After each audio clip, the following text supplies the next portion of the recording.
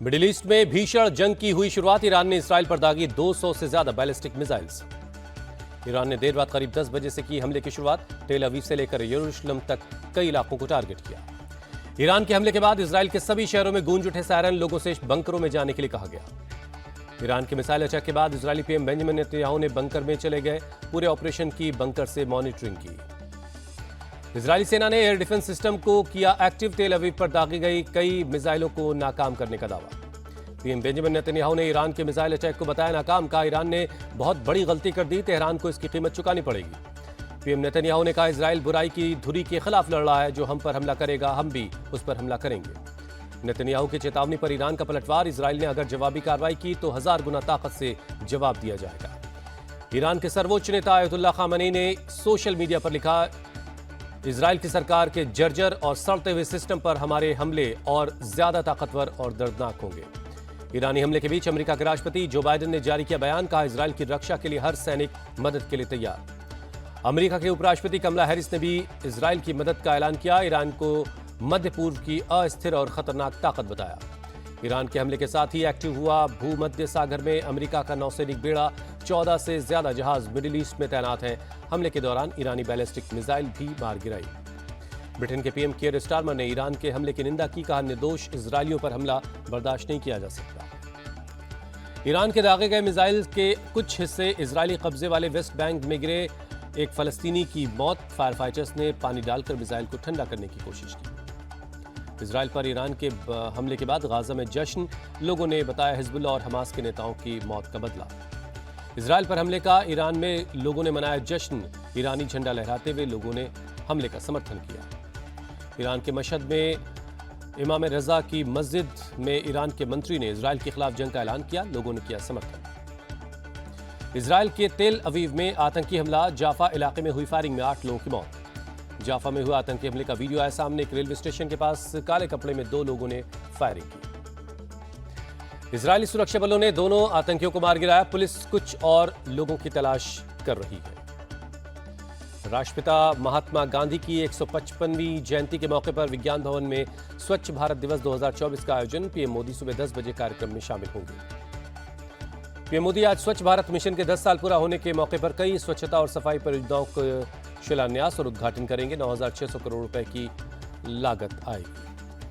PM Modi आज दोपहर 2 बजे झारखंड के हजारीबाग का करेंगे दौरा। विनोबा भावे विश्वविद्यालय में 83,300 करोड़ की परियोजनाओं का शिलान्यास और उद्घाटन करेंगे। पीएम मोदी हजारीबाग के गांधी मैदान में 2 कार्यक्रम में शामिल होंगे। आदिवासी समुदाय के लोगों से करेंगे मुलाकात। बीजेपी के परिवर्तन महासभा के समापन में होंगे शामिल। जन सुराज अभियान के सूत्रधार प्रशांत किशोर आज दोपहर 2 बजे पटना में राजनीतिक पार्टी का ऐलान करेंगे। पार्टी के अध्यक्ष, नेतृत्व परिषद और संविधान का भी होगा ऐलान। लालू यादव की बेटी रोहिणी आचार्य ने प्रशांत किशोर पर साधा निशाना। कहा अब तक बिहार के लिए कुछ नहीं किया है, सिर्फ पैसा कमाया है। रोहिणी आचार्य ने प्रशांत किशोर पर की जातिगत टिप्पणी। कहा ये लोग केवल लालू यादव और तेजस्वी यादव के खिलाफ बोलकर अपनी दुकान चलाते हैं। कांग्रेस महासचिव प्रियंका गांधी की आज हरियाणा के जुलाना और बवानी खेड़ा में रैली। जुलाना में रेसलर विनेश फोगाट और बवानी खेड़ा में प्रदीप नरवाल के लिए वोट मांगी। कांग्रेस अध्यक्ष मल्लिकार्जुन खड़गे की आज हरियाणा में 2 रैलियां हैं। चरखी दादरी और हिसार में करेंगे जनसभा।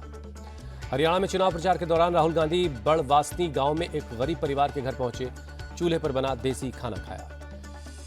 राहुल गांधी ने गोहना में जनसभा के दौरान मंच पर मातूराम हलवाई की जलेबी खाई। अपनी बहन प्रियंका गांधी के लिए भी जलेबी पैक करवाई। राहुल गांधी ने कहा यह जलेबी हिंदुस्तान समेत पूरी दुनिया में जानी चाहिए। विदेश में जाएगी तो इनकी दुकान फैक्ट्री में बदल जाएगी और हजारों लोगों को काम मिलेगा।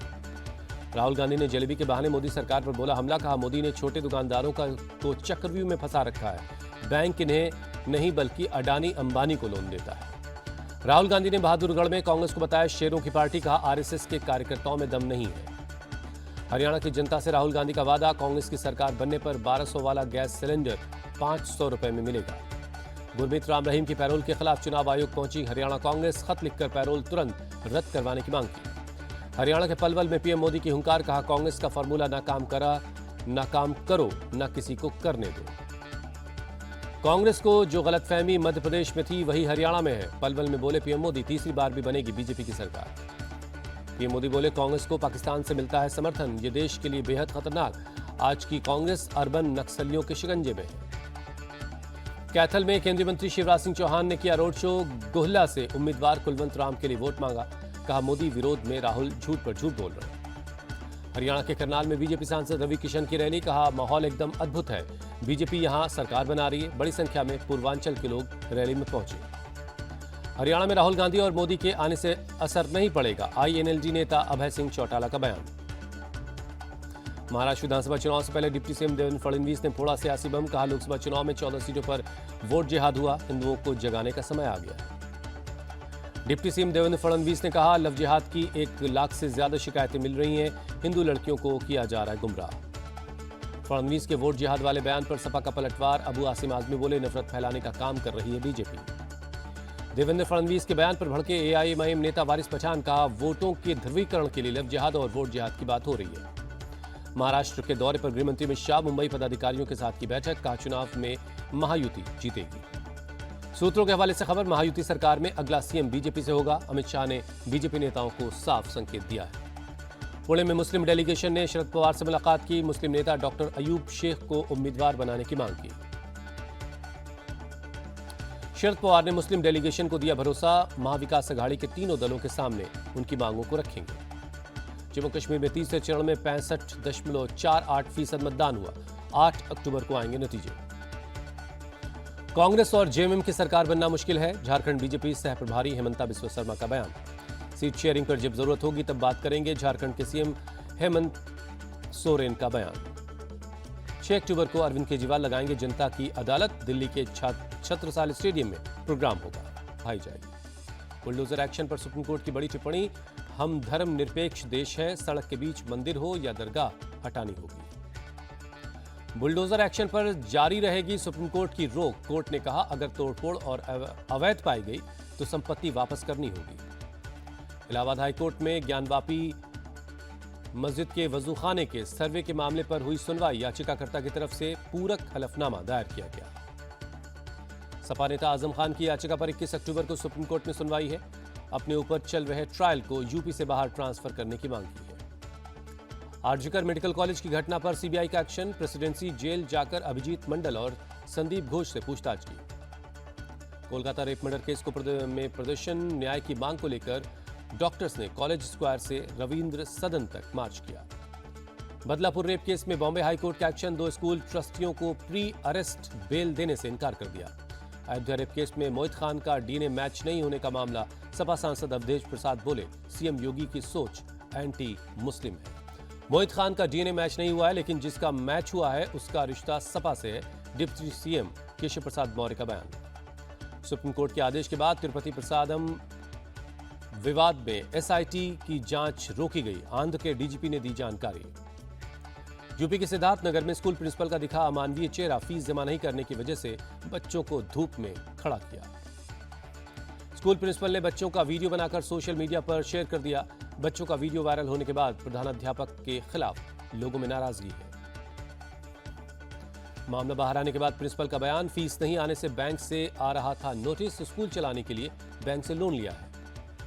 स्कूल के प्रधानाचार्य ने बाद में अपनी गलती मानी। कहा मैंने फीस के लिए पेरेंट्स ग्रुप में वीडियो डाला था, बच्चों को परेशान करना मेरा मकसद नहीं था। वीडियो वायरल होने के बाद जिला विद्यालय अधीक्षक सोमारू प्रधान बोले ये स्कूल हमारे यहां से रजिस्टर्ड नहीं है, हालांकि इसकी जांच की जाएगी, दोषी के खिलाफ कड़ी कार्रवाई होगी। पंजाब के अमृतसर में महिला की दिलेरी ने रोकी लूट की वारदात। अकेली महिला ने घर में घुसे 3 लुटेरों का डटकर मुकाबला किया। 3 नकाब पहने बदमाशों ने लूट की कोशिश की, लेकिन महिला ने दरवाजा नहीं खोलने दिया। सीसीटीवी में कैद हुई है पूरी घटना। पुलिस सीसीटीवी की मदद से लुटेरों की पहचान में जुटी है। पुलिस के मुताबिक लुटेरों की जल्द गिरफ्तारी हो जाएगी। मध्य प्रदेश के विदिशा में ज्वेलरी शॉप में लूट की वारदात। स्थानीय लोगों की मदद से एक बदमाश पुलिस की गिरफ्त में है। 3 बदमाश फरार होने में कामयाब रहे। बाइक सवार 4 लुटेरों ने घटना को अंजाम दिया। हालांकि भागने के दौरान दुकानदार के शोर मचाने पर लोगों ने एक बदमाश को पकड़ लिया। पुलिस अब पकड़े गए बदमाश से पूछताछ में लगी है। लूट में शामिल 3 और आरोपियों की तलाश की जा रही है।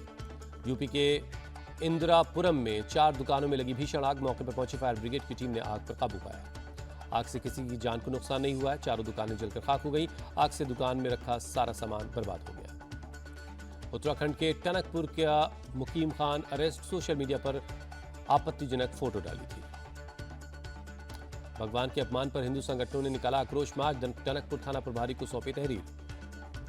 बिहार के भागलपुर में धमाका, 7 बच्चे जख्मी, एसएसपी आनंद कुमार बोले दोषी के खिलाफ कड़ी कार्रवाई होगी। झांसी पुलिस ने शातिर बदमाश को पकड़ा, हत्या, अपहरण और लूट जैसे 14 मुकदमे दर्ज हैं। बरेली पुलिस का ऑपरेशन लंगड़ा जारी, एनकाउंटर में 2 बदमाशों के पैर में गोली लगी। दिल्ली एयरपोर्ट पर कस्टम डिपार्टमेंट ने 26 आईफोन 16 प्रो मैक्स पकड़े हैं। हांगकांग से लेकर आ रही थी महिला। नवरात्रि को लेकर अयोध्या प्रशासन का ऐलान, 3 से 11 अक्टूबर तक नॉनवेज की दुकानें बंद रहेंगी। उदयपुर में आदमखोर तेंदुए को मार गिराने का आदेश, अब तक 7 लोगों को अपना शिकार बना चुका है। भारत ने होम ग्राउंड पर लगातार 18वीं टेस्ट सीरीज जीती, कानपुर में बांग्लादेश को 7 विकेट से रौंदा। 2 टेस्ट मैचों की सीरीज पर 2-0 से कब्जा किया। कानपुर टेस्ट की दोनों पारियों में अर्धशतक लगाने वाले यशस्वी जायसवाल को मिला मैन ऑफ द मैच का खिताब। 11 विकेट लेने वाले R Ashwin man of the series चुने गए। बांग्लादेश का क्लीन स्वीप करने के बाद टीम इंडिया WTC रैंकिंग में टॉप पर बनी हुई है। विश्व टेस्ट चैंपियनशिप के फाइनल में पहुंचने के लिए अब भारत को 8 में से 4 मुकाबले जीतने होंगे। विराट कोहली ने शाकिब अल हसन को अपने दस्तखत वाला बल्ला तोहफे में दिया। शाकिब क्रिकेट से संन्यास का ऐलान कर चुके हैं। टेस्ट सीरीज पर 2-0 से कब्जा करने के बाद भारतीय टीम T20 सीरीज के लिए तैयार है। 6 अक्टूबर को बांग्लादेश के खिलाफ दिल्ली में खेला जाएगा T20 सीरीज का पहला मैच।